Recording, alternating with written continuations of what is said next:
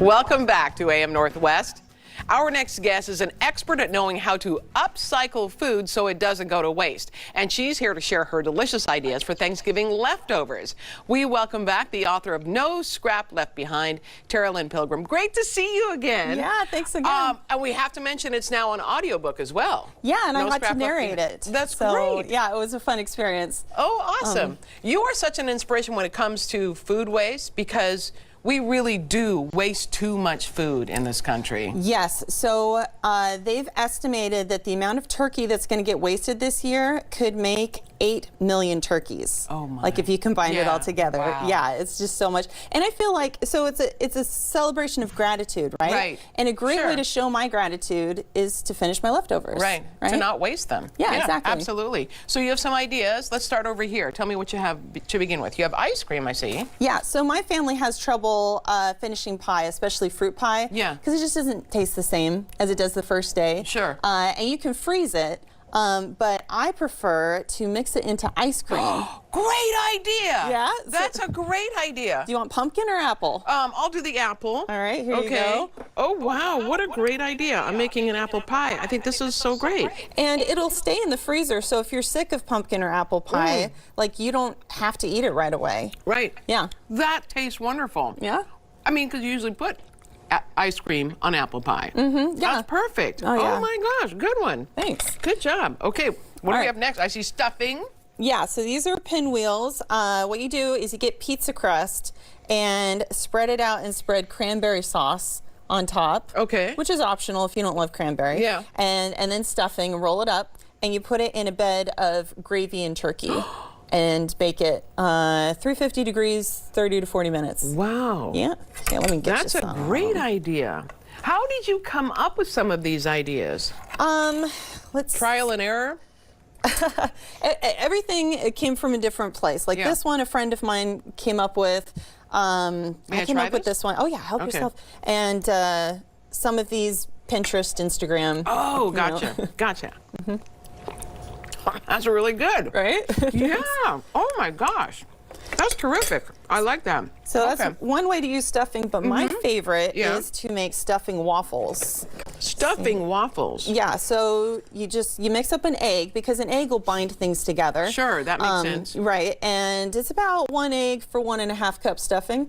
So let me get that out, and then you can top it with turkey if you want. Because a lot of people do chicken and waffles, so this kind of makes sense, doesn't it? And you can have gravy as a sauce. You can eat it as is. This is maple syrup and cranberry sauce. Oh, wow. Kind of mixed together. We were just talking about waffles here. Yeah, That's you want to give that a try? Sure, I'll give it a shot. Why not? Okay.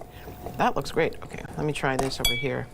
Well, you guys love to celebrate Thanksgiving. Your husband, it's his favorite holiday, I His understand. favorite holiday. So we were married for like maybe 12 years before I realized that his last name is Pilgrim, and that might have something to do with it. That is funny.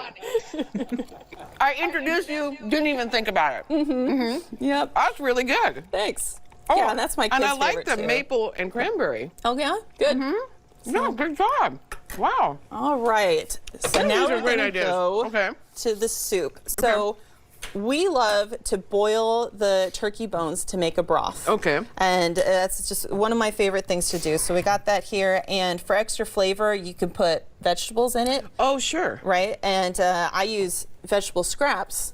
Like, So you're saving that when your husband's making the meal, you save those. yeah, well, actually, I'll usually have a freezer bag in the freezer, and every time I chop onions or I chop carrots, I put it in. Okay. And then next time I make broth, I've got a bag of vegetable scraps that I can That put in. is really smart. Yeah?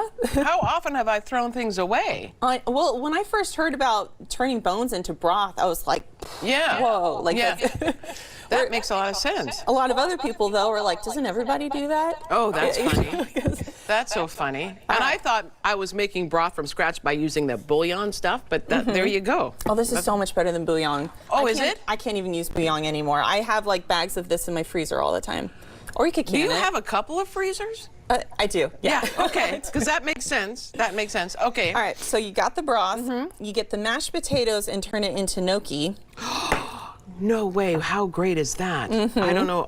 Gnocchi is one of my favorite pastas. Yeah, so Love it. you get an egg, put it in the mashed potatoes, and then you keep adding flour till it's not sticky anymore. Okay. And then you boil it until it rises to the top. And that's Okay. it. Then it's done. Then you can make your little gnocchi. Exactly. Yeah. You thicken the soup with gravy. You thicken the soup with gravy. Okay. Right, because the gravy is like, you know, flour, fat, and broth. yeah. So yeah, you put it in and it gets thicker. Okay. You add the turkey and then whatever vegetables you have on hand. So let's say, you know, for Thanksgiving you roasted some carrots and some green beans. Right. And you just throw that in. So that makes a whole nother soup. That makes this soup right here. Yeah, go ahead and try it. Okay. The only downside to this is that you don't have any leftovers left once you've made it. Oh. Because it uses everything. Yeah, which is great. Oh my goodness. You're so creative. Thank you. And you can freeze the soup, but I wouldn't freeze the gnocchi after you've made it. That was really good. Well, Stop it. It's crazy. What other things have you learned along this journey? I mean, do your kids are fully invested in it? Like they'll eat the leftovers that you create? yeah, they don't think of leftovers as a bad thing. You Yeah. know, which I think of it as a gift to myself because it's like my favorite food is in the fridge. I don't have to do anything to eat it. You know. I feel like it's one less trip to the grocery store, Oh, or yeah. a few less trips to the grocery store. And you know what? You save so much time upcycling food because if I were to make each one of these things from scratch, Yeah. it would take forever. Yes. But since everything's already made, it Yeah, just like I was just thinking of the gnocchi. Yeah. yeah. There's a number of steps to making gnocchi. Right, and taking mashed potatoes, like Right. making that takes so much time. You don't want to make it into gnocchi after you've done all Right, that work. right. But if you have it in your fridge, it's like, you know, why not? Yeah. Oh, that's fantastic. Great ideas. Again, the book is titled No Scrap Left Behind, also available in audiobook now. Carolyn Pilgrim, thank you so much. Pilgrim. Should have known. All right, we'll be right back with more AM Northwest. Don't go away. I totally. Welcome back to